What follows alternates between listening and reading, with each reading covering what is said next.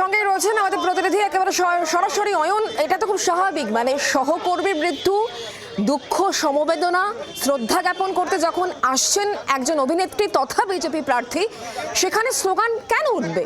খুব স্বাভাবিক এবং সঙ্গত প্রশ্ন।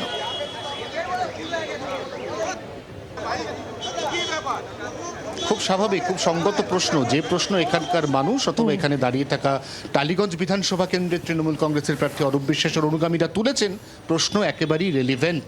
তার কারণ এখানে পাপিয়া অধিকারী এসছেন, তিনি একসময় টলিউড ইন্ডাস্ট্রিতে দাপিয়ে কাজ করেছেন।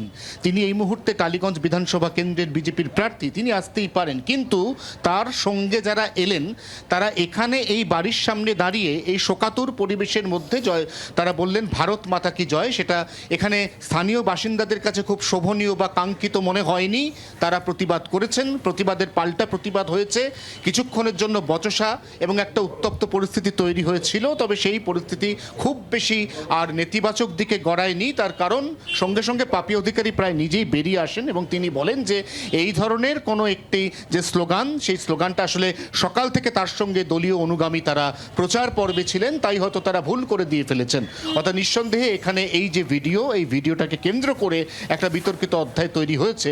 অর্থাৎ সরাসরি এখানেই একটা রাজনীতির আবহ তৈরি হয়েছে, যেটা কাঙ্ক্ষিত নয় বলেই মনে করছেন সাধারণ। একদমই একদমই অয়ন, তুমি আমাদের সঙ্গে থাকো। এই পুরো বিষয় নিয়ে কুণাল ঘোষ তিনি ইতিমধ্যে একটি পোস্ট করেছেন, সেই পোস্ট আপনাদেরকে দেখাবো। কুণাল ঘোষ তিনি পোস্ট করেছেন, কারণ যে ছবি আপনারা দেখতে পাচ্ছেন, একটা বাকবিতণ্ডা শুরু হয়ে যায়। স্লোগানিং চলে, কেন স্লোগান চলবে এই প্রশ্ন তোলা হয়।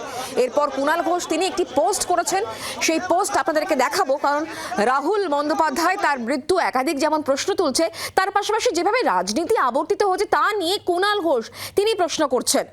রাহুলের অকাল মৃত্যুর পর যারা ওর রাজনৈতিক বিশ্বাসকে জড়িয়ে তাকে আক্রমণ করে ফেসবুকে পোস্ট বা কমেন্ট করছে, সেগুলো একেবারে যে অধমের কাজ সে কথা তিনি মনে করিয়ে দিচ্ছেন, এ কথাই উল্লেখ করছেন। কিন্তু কুণাল ঘোষ এই পোস্টে, তার পোস্ট আপনারা এই মুহূর্তে দেখতে পাচ্ছেন। বাংলার আওয়াজ, বাঙালির আবেগ, জি 24 ঘন্টা।